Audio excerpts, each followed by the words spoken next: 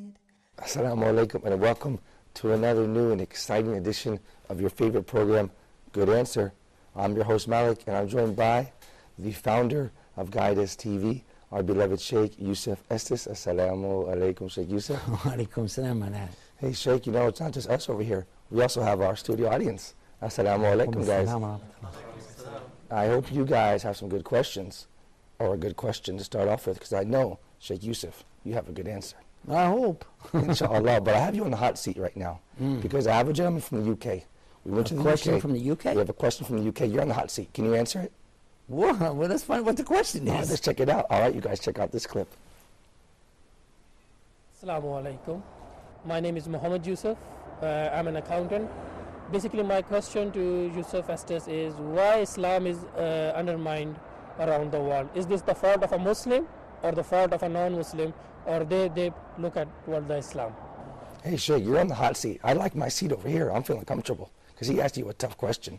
He asked you a good question. Can you give him a good answer? His question seemed like he said, why is Islam being undermined? Right.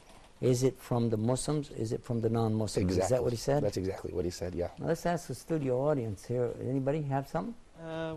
My name is Muhammad. Yes, Muhammad. My question is, Sheikh, a lot of people are harsh in their treatment.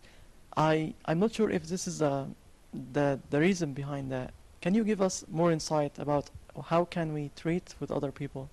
Okay. Well, that is a good insight, actually, what you said, because I hadn't really thought of it from that perspective, but that's another way to look at it. When we talk about undermining, I'm not sure that I know exactly what he meant by the question. Right. But when we understand the word Islam to mean surrender, submission, obedience, sincerity, And peace, holistic, purity, some of the words that we know Islam means, then we could say what's undermining that. Okay. And I would have to say that there are factors outside of the Muslims attacking. Okay. And we know that this is from the devil himself attacking God's true religion of surrender to God in peace. The meaning, surrender to God in peace. This is the meaning of Islam. All right. Now, who would be the biggest enemy to that? Would be the devil. So he would be the undermining factor here, I think. And we'll find in chapter 2 of the Quran, verse 208, and Allah says, Ya ayyuhalladhina amanu, udkhulu fi silmi khafatan. Now, here Allah is saying, O you who believe, enter into Islam perfectly. Okay. Wala, and do not follow the footsteps of the shaitan. Verily, he is an avowed enemy to you. So for sure, Allah has already told us who our biggest enemy is, the devil himself. And he's constantly doing what's called wiswas. The last surah of the Quran deals with the subject of wiswas, whispering into the sudurin nas, the hearts or the chests of mankind, whispering right into your heart, really, to get you to do bad stuff. And we seek refuge, na'udhu billah, with Allah subhanahu wa ta'ala, from this wiswas, this whispering. And the devil has no power except that he can do this whispering. And he sure tries to influence us in so many things we do. So now let's take it to the next level. You're suggesting that, and I agree with you, that Muslims have done a lot of wrong things along the way. We don't show Islam properly because of our bad habits, our bad characteristics that we have. But they're not bad habits as a Muslim. They're bad habits that are not from Islam. So a Muslim doing bad things doesn't mean Islam taught him to do that. And we have so many examples you can look at. You can pick up your newspaper, front page, and find something that a Muslim did wrong somewhere. You know? But that doesn't mean Islam taught him that. That simply means that he's doing something against Islam. Now, who inspired him is the devil. Now, here's an interesting thing, though. While the Muslims are making up somewhere between 20 and 25% of the population of the earth, what about the other 80 or 75%? When they do something wrong, we're not seeing that blasted all over the screen. We're not seeing it really thrown out. There was one, you remember back, that killed 71 people in Norway. Yes, indeed, Sheikh. I do remember that. And it hurt my heart when they said immediately, we believe this is Islamic terrorism, when in fact it was quite the opposite, wasn't it?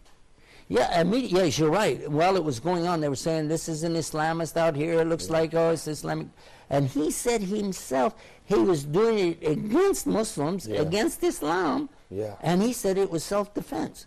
And then they said, well, you see, he's not well. He's mentally not balanced. And I think everybody knows about that. Right. But still, and I'm not talking about that man and what he did, and I'm not talking about what Muslims and they do. What I'm talking about is the way things are represented in the general media, which, by the way, excuse me for putting a plug in here, but Huda TV is here for this purpose, to show the right reason and the right purpose for all of us as Muslims to move forward on true Islam. Right. Not what somebody said Islam is, but what Islam really is from the very word itself. That's why I keep going back to the etymology. Right. And by the way, as long as I'm giving these plugs out here, I mentioned Peace TV too, because it's another great source for finding out what is true Islam, and as well Guidance TV in America.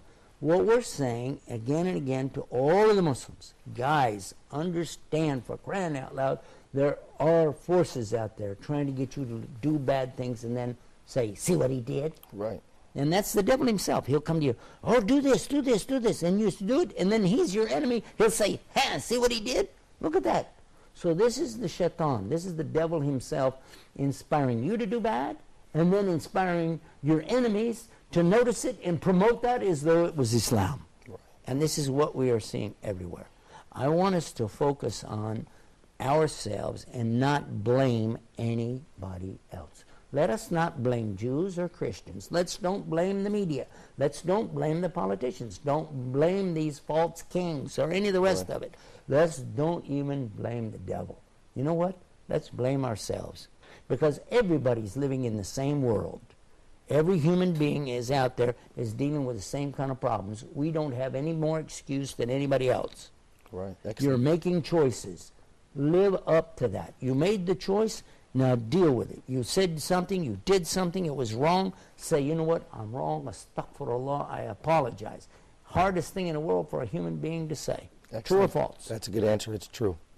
And Sheikh Yousef, I believe that many of us in the Muslim world are suffering from what I like to call a victim's mentality, when we always blame other people. But what you're saying now, right here, is no, we have to look to ourselves and take responsibility for our own actions. Is that what you mean? I want to go back to the Quran again and see what Allah said about it. I think that's fair. Some of our programs, you may have heard me say these words. I love to say it anyway. In Quran, one who was very victimized, in our estimation as human beings, here is a man going to the people of Nineveh, and he's saying, I've been inspired by God to call you to worship only Him alone without partners. And guys, I've been inspired by Allah to tell you that if you don't accept this message, He's going to destroy us, all of us. But none of them accepted the message. Not one. Nope, not a single one. So he got up and left. He went out to the seashore, got a boat, went out into the sea. The storm came up. I think you know who I'm talking about. Then they threw him overboard and a whale swallowed him. Now you know exactly. I'm talking about none other than Jonah and the whale. But by the way, in Quran, we understand the very big message behind it. Because in the whale, the prophet Yunus, Jonah, was there for a long period of time, days and nights. And he says that this special word, but before I tell you, I want to tell you what Muhammad said. Peace be upon him. Go ahead. He told us, had he not said these words, I'm going to tell you about, had he not said these words, he would remain in that whale till the day of judgment. Well, what are these words that are so special? La ilaha illa anta subhanaka inni kuntu min dhalimin. He came to the realization and he voiced it, he said it, and listen to this commitment. There is none worthy to worship except you, Almighty Allah. The glory, the majesty is all for you. And verily I am the one who did the wrongdoing to myself. Inni kuntu mini dhalimin. I did it to myself. I did it to myself. Even though he could say, no, it's those people that threw me off the boat. No, it's this whale. He swallowed me. No, it's those people in Nineveh. They should have accepted the message. Oh, not me, not me. No. La ilaha illa anta subhanak. None to worship except you, Allah. And you are the majesty of all. Inni kuntu min zalimin. I'm the one that did the bad to myself. I accept responsibility for my action. I accept that I'm wrong. And by saying that, that's when Allah took the whale, sent it back up, spit him out. He went back to his people, and what did he find? We know in Islam that he found that every single one of those people had accepted to submit to God on those terms that he'd preached, but didn't stick around to watch him accept. Proving another point, God does not need us to do anything. We are merely callers to truth. If the people accept it, fine and good. If they don't, you have no recourse. You have no recourse. It is not about you and them, it's about them and God.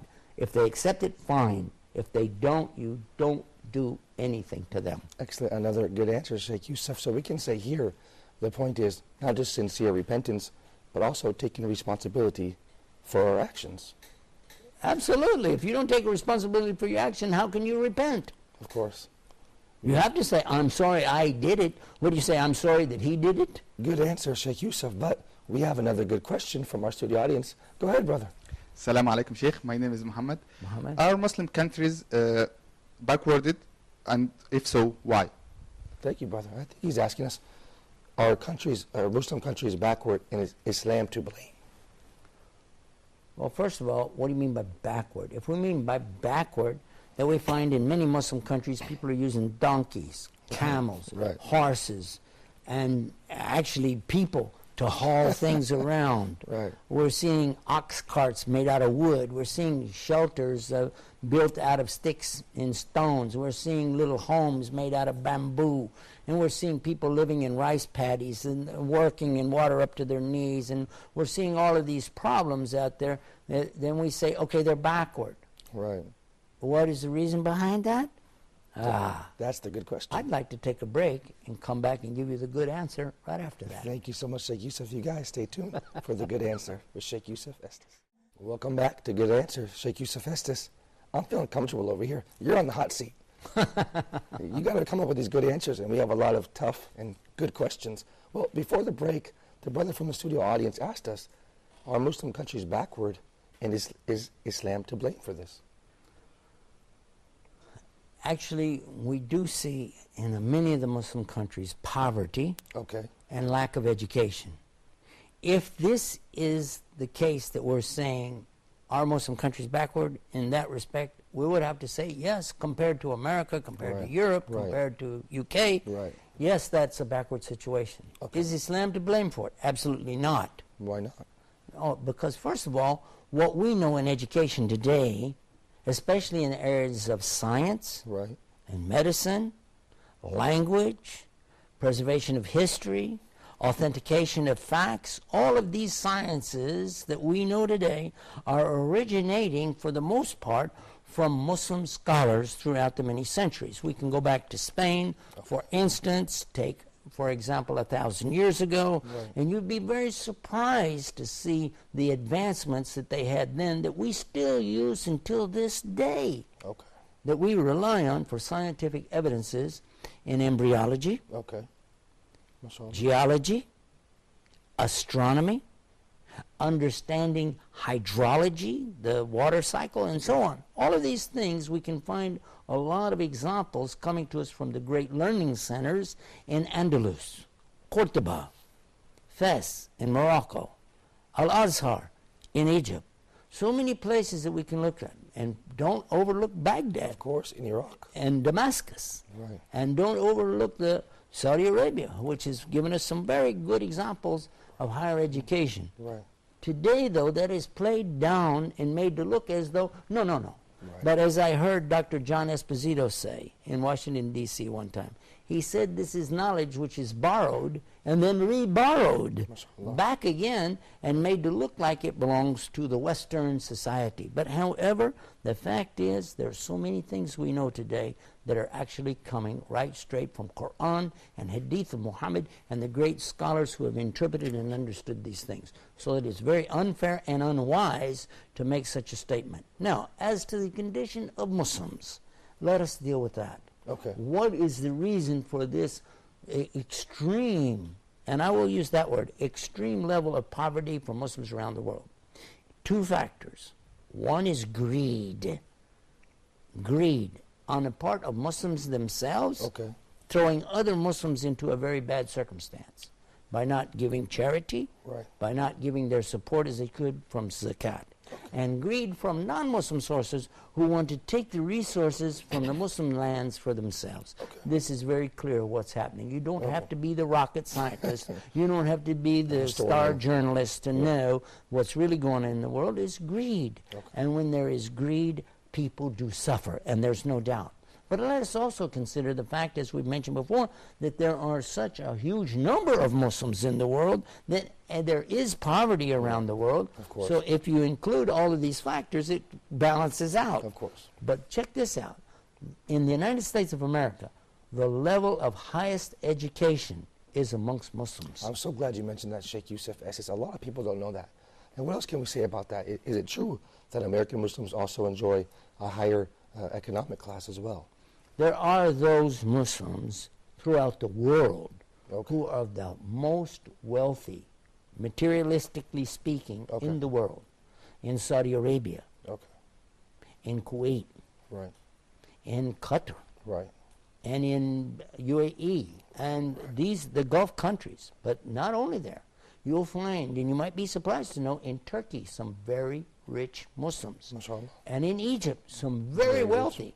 And in India, and in Pakistan, people of immense wealth. In Afghanistan, and you're saying these are very poor countries. Right. Yes, the bulk of them are poor, but the responsibility on the Muslims who have is not being met because they're supposed to give to the have-nots through their zakah or purification of wealth. And when we don't see that, then we see Muslims everywhere suffering. And also, you might not know this, maybe you do, that whenever we withhold the zakat, Allah withholds the rain. And you'll find in Muslim countries, many places, no rain. Why? Why are we seeing rain so much in countries like America, for instance, and Europe, and in UK? Why are they getting all the rain? Right. It is related because they do have, even though we say, well, they don't have the right belief, that isn't the issue. The issue is, with what they do have, do they give in this world? Because if they give charity in this world, Allah gives back to them, even if they don't have the right belief. Their rewards are in this world. Maybe they won't get anything on the Day of Judgment. That's another story. But in this world, if they follow the rule, give charity, give charity, give charity, give of your wealth, give, and Allah will give you more, give you more. But when you withhold, then Allah will withhold. And you will suffer, and so will the people living there. SubhanAllah, I think that's another good answer, Sheikh Yousef. Is it safe to say that if Muslims themselves followed Islam correctly, then nobody could undermine Islam and say that Muslim countries are backward? We don't have to say it. We have the proof for it. The very clear proof that at the time of Muhammad, peace be upon him, those righteous Muslims who did follow Islam suffered not from what we suffer from, but something else. Whereas they ran away from the material world, the dunya, chasing them. Right. They want to get away from me, get away from me. And it was chasing them. They were having wealth thrown at them. Right. Yes. Excellent point. For us, we're running after it, and it runs away from us. So that's an excellent point, Sheikh Yousef. That's an excellent point. The early Muslims ran away from wealth. They immigrated away from wealth to find a peaceful place to practice Islam. Where today, we see the They reverse. gave up wealth, my God, man. Some of the richest people in Mecca joined Islam and lost everything. Abu Bakr, Abdurrahman bin Auf, Suhaib. Uthman bin Affan. So many. These are some of the richest people. And look what they gave up. They left their wealth to enter Islam. Where today we see a reverse migration where people are... And then the wealth still chased them. Right. I remember the story of Abdurrahman bin Auf, that one morning around Fajr time something, he went out of the masjid, and on the way he came to know that there was a caravan coming. Okay. And he offered to buy it, and he gave so much for it.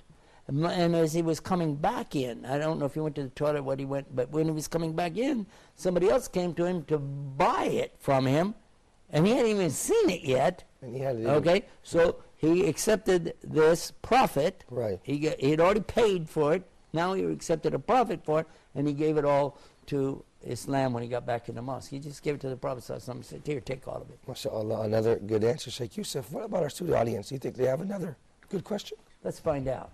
Yes. Assalamu alaikum. Walaikum salam. My name is Ahmed, and my question is, how can I or any other Muslim be a good model for Islam? Excellent question, because people are perhaps saying, maybe as Muslims, if we're not practicing our deen, we are ourselves undermining Islam. So how can we work to not undermine Islam and to be a good example? I think you've hit maybe on one of the most important points. I think you did. Because when we talk about Islam, people are looking around to get an example of it. I mean, you can have a book, you got a philosophy, you've got an ideology, you're presenting something to me, you're saying, oh, this should be like that, this should be like so-and-so, people should do this, people should do that. Right, okay, right, let's right. look at the Muslims and see what we got. Right. Whoa, the opposite here. I go into Pakistan, I go, oh my God. I go to Egypt, oh no. Right. Saudi Arabia, oh wow. Right. I'm not seeing what I'm hearing. Right, I agree, Sheikh. But one of the things I will caution anybody, don't judge the religion by the people that claim they're following it. Any religion, not just Islam, any religion. This holds Actually, true. any ideology. Any ideology. For instance, even. I'll give you the one that's not related to religion. It's opposite. It's communism. Okay. Communism very clearly calls for something beautiful, actually, and that's a sharing of communal wealth, Right. communal knowledge, and to, on all levels, Right. really share with people. Right. Right? Of course. But that's ideology. In practice, it sucks. Look It's at- horrible. look at the Soviets. Nobody likes it. Right, of course. Right. Look at the Soviets. We can't say that they're actually practicing communism. Not true communism. Right, of course. What we know as communism from them is something horrible. And I attribute that to the fact there's no belief beyond their own society itself. Right. Believe in your society as what? It becomes the God. Right, right. Whereas in Islam, we know Allah has set these priorities. He's set this pecking order in place for us. He's given us commandments. He's shown us how to live our lives. And then He's let us free to choose.